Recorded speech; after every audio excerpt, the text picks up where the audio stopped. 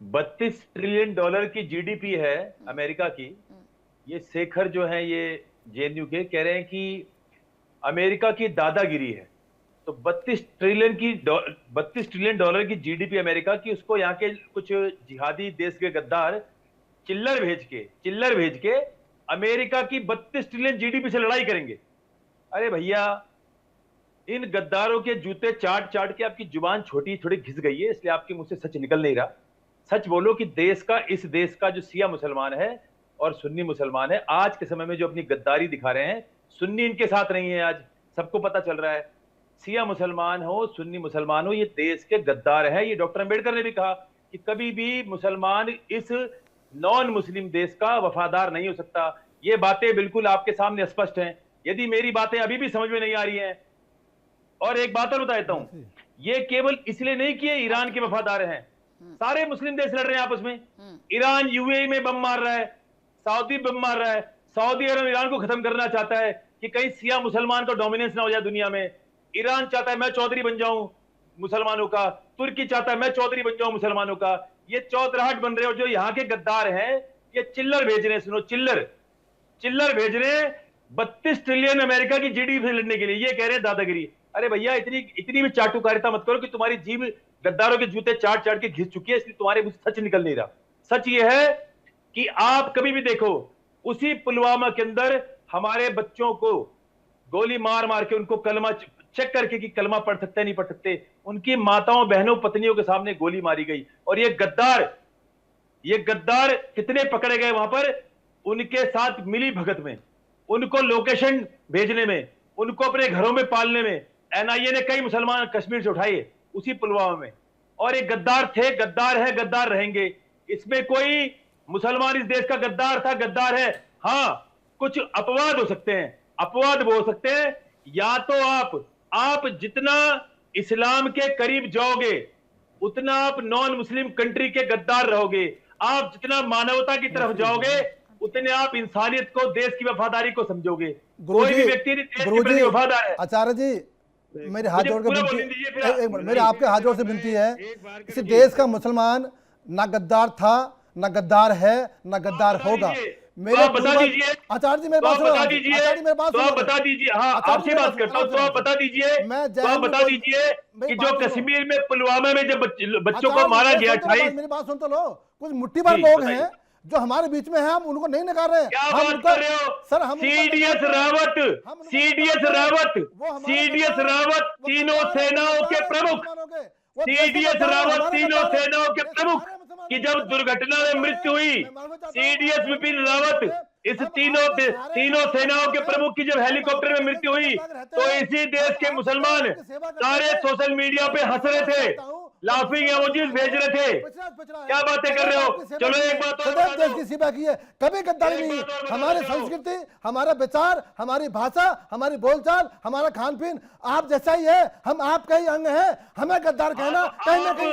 मैंने तो आपको साफ साफ बोला कि कुछ लोग अपवाद वो हो सकते हैं जो सच्चे मुसलमान नहीं है। आप सच्चे मुसलमान नहीं हो। फिर यदि आप किसी सारे गद्दार है नहीं, देखिए, आप मेरी बात तो सुनिए। आपने अपनी बात बोली, मैं अपनी बात बोल लेता हूँ। आपने अपनी बात बोली, आपने अपनी बात बोली, तो अपनी बात बोल लोग हैं इसमें। मैं नहीं, चलो मेरे प्रश्न का उत्तर दे दीजिए, मेरे एक प्रश्न का उत्तर दे दीजिए बस। अरे सुन तो लो भैया, अरे मेरे लाडले सुन तो लो। आपने अपनी बात बोली, मुझे अपनी बात बोलने दो। चलो एक प्रश्न का उत्तर दे दो। सारे यदि एक जैसे नहीं है तो सीडीएस विपिन रावत की मृत्यु पे सोशल मीडिया पे इसी देश के गद्दार मुसलमानों ने लाफिंग इमोजीज भेज रहे थे कि अच्छा वही मर गया। ये सीडीएस विपिन रावत की बात कर रहा हूं। चलो एक प्रश्न का उत्तर देना। इस देश में जितने भी तीर्थ यात्रा है, तीर्थ स्थान है, वहां पर तीर्थ यात्रियों को किससे खतरा होता है? जो ये 60-60 हजार, 1-1 लाख सैनिक लगाए जाते हैं हिंदुओं की सुरक्षा में, वो कौन सी कौम है जिनसे उन तीर्थ यात्रियों की सुरक्षा होती है? बौद्ध है, सिख है, जैन है, हिंदू है, मुसलमान। एक का नाम ले लो। चलो, यदि आपके अंदर दम है तो जितने भी तीर्थ स्थान हैं उनकी सुरक्षा किस कौम से होती है? ये जो लाखों सैनिक लगे होते हैं उनकी सुरक्षा में, किस नस्ल से उनकी सुरक्षा होती है? अगर सच में अच्छे मानव हो तो उसका उत्तर देना सीधे सीधे। महाराज जी, ये सुरक्षा देश का विषय है, राज्य का विषय है, ये सरकारें तय करती हैं।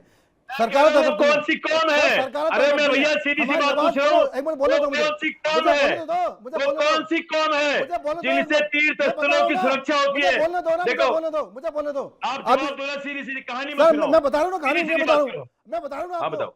आज जुमे की नमाज पढ़ गई हिंदुस्तान के अंदर, पुलिस ने घेरा बना रखा था, तो किससे डर था उनको? सारे मुसलमान मस्जिदों में थे।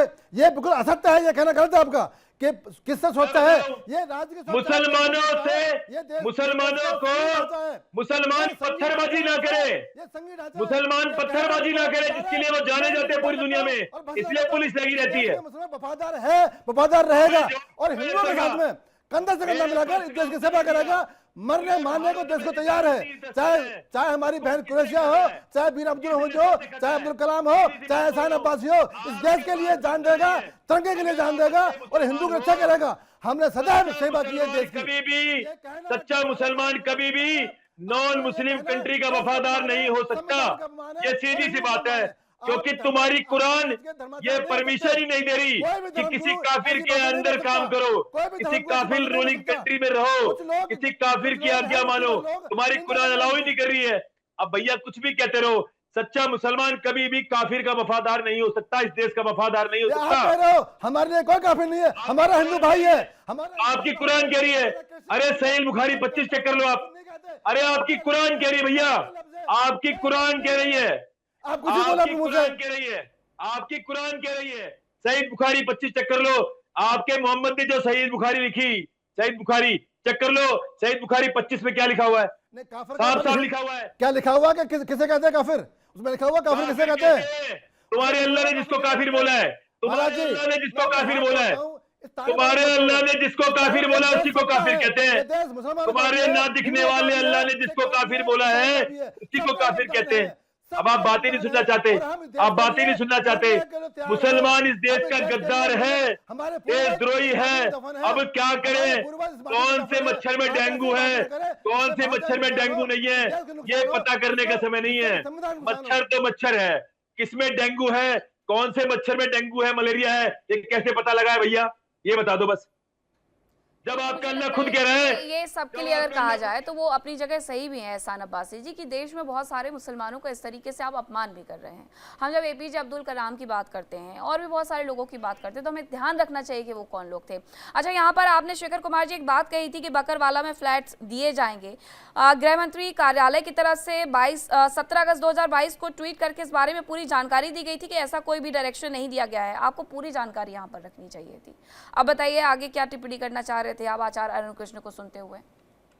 मीनाक्षी जी, जब अभी पंडित अजय गौतम जी बोल रहे थे, जब आपने मुद्दे पर मुझसे एक सवाल पूछा, मैंने बहुत अच्छे से जवाब दिया। हाँ। पंडित अजय गौतम जी ने कुछ कहा, मैंने बहुत अच्छे से जवाब दिया, उनकी परमिशन लेकर मैं बोला। लेकिन ये आचार्य अरुण कृष्ण जी जिस तरीके का भाषा का प्रयोग कर रहे थे, हाँ। या तो आप बीच में इंटरवेन कर दीजिए, अदरवाइज ऐसे लोगों को मैं अपने आप ही 2 मिनट में सही कर दूंगा। इनको, इनकी जबान जो है ना, या तो आप नियंत्रित कर दें, आप एंकर करें। ये जिस तरीके के भाषा का इस्तेमाल कर रहे थे, आपने भी सुना कि तलवे चाट रहे, जूते चाट रहे। ये अरे सच बोलो ना, क्या यहाँ के मुसलमान जो चिल्लर भेज रहे हैं उससे अमेरिका की 32 ट्रिलियन जीडीपी से लड़ा जा सकता है क्या? अरे भैया एक गद्दारी दिखा रहे हैं। ये प्यार उन पुलवामा मारे लोगों के लिए क्यों नहीं था? प्यारे बता दो बस। विक्षिप्त रोगी अपने दिमाग का इलाज कराओ। कैंसर के मरीज, अरे गद्दार की औलाद अपनी औकात में बात कर, सुअर के बच्चे। बस आचार्य अरुण कृष्ण, ये सब मैं नहीं बर्दाश्त करूंगी। आप लोग बिल्कुल माहौल खराब करके रख देते हैं डिबेट का। आप लोग आइए, टॉपिक पर आइए, बात करनी है तो करिए। ये क्या तरीका होता है बात करने का? अभी थोड़ी देर बाद सब भाई भाई हो जाएंगे, फिर अपने भाइयों को ऐसी गाली दीजिएगा। ये तरीका सही नहीं है। आप दोनों ही, शेखर कुमार जी आप भी, आचार्य अरुण कृष्ण आप भी, आपको एक दूसरे की बातों से इनकार हो सकता है, आपके मतभेद हो सकते हैं एक मुद्दे पर, लेकिन मनभेद तो मत करिए। अपनी भाषा अगर आप इस तरीके से बोलेंगे तो आप क्या सिखा रहे हैं आज की युवा पीढ़ी को? क्या वो नहीं देखते ये सब कुछ, किस तरीके की भाषा का आप लोग इस्तेमाल कर रहे हैं? इमरान खोकर जी, क्या ये सही हुआ है? क्या इस सब की आवश्यकता थी? क्या इन्हें इस बात का इंतजार नहीं करना चाहिए था कि भारत सरकार का स्टैंड क्या है? क्या भारत सरकार बार बार बातचीत नहीं कर रही है ईरान में? और अगर बातचीत कर रही है तो ये जम्मू कश्मीर की विधानसभा में हंगामा करने से क्या सब कुछ सही हो जाएगा? क्यों अपनी वफादारी किसी और के लिए दिखाई जा रही है? खोखर जी, आप ही से सवाल। आवाज ऑडियो का इशू है कुछ? अभी आ रही है आपको? आवाज मिल रही है मेरी? अब आवाज आ रही है मैडम। ठीक है, मैं कह रही हूँ किसी गैर मुल्क के लिए ये वफादारी क्यों दिखाई जा रही है? देखिए ma'am, we are here to discuss India and Iran relationship. तो मैं आपको ये बात बताना चाहूँ कि India and Iran they are friends for decades. सभ्यताओं की हमारे कुछ संबंध रहे हैं। हिस्ट्री हमारी ये रही है कि जब दुनिया में तेल की कीमतें बढ़ी 1960-70 के बाद, तब ईरान ने हमारे लिए कुछ सुविधाएं शुरू की थी। वो था सबसे पहला फ्री ट्रांसपोर्टेशन, उसके बाद हमें फ्री इंश्योरेंस दिया गया, 12% डिस्काउंट ऑन इंटरनेशनल मार्केट, मतलब 12% डिस्काउंट पर हमें तेल दिया जाता था। तेल हमें ऐसे दिया जाता था कि आप 2 महीने के लिए तेल लीजिए, इसको रिफाइन कीजिए, इसको आप यूज कीजिए, और वो जो पैसा आना है वो आप अपने बैंकों में रखिए। हमें जरूरत पड़ेगी तो चावल मंगवा लेंगे, हमें जरूरत पड़ेगी तो तेल वो हम चाय मंगवा लेंगे, चाय पत्ती, हमें जरूरत पड़ेगी तो मसाले मंगवा लेंगे। ये तमाम बातें क्या भारत सरकार को याद नहीं है? बात तो सुनिए मैम, पूरी बात तो पूरी सुन रही हूँ मैं। हाँ, मैं ये कह रहा हूँ, इतना फ्री ट्रेड हमारा इनसे था। उसके बाद जरूरत पड़ी, 2 बार ऐसा आया 1965 और 1971 में, जब ईरान हमारे खिलाफ रहा। ईरान उस वक्त हमारे खिलाफ था जब वहां शाह रजा पहलवी का रिजीम था। वो शाह रजा पहलवी हमेशा से अमेरिकन पपेट था और इंडिया का दुश्मन था। उसके बाद जब रिजीम चेंज होता है 1979 के अंदर इस्लामिक रिपब्लिक बनता है, उसके बाद इंडिया और ईरान के काफी क्लोज रिलेशन रहे, और वो रिलेशन इतने क्लोज हुए कि ओआईसी की सारे हिंदुस्तान, दुनिया के सारे मुस्लिम देश जब इंडिया के खिलाफ कश्मीर के मामले में यूएन में रेजोल्यूशन लाते हैं, तब हमारा जो करीबी दोस्त था ईरान, वो हमारे पक्ष में वोट करता है। देखिए इंडिया डेली 24/7 अब आपकी स्मार्ट टीवी पर। इंडिया डेली मौजूद है सभी डिजिटल प्लेटफॉर्म पर लाइव और लगातार। इंडिया डेली 24/7 हर दिन राष्ट्र को समर्पित।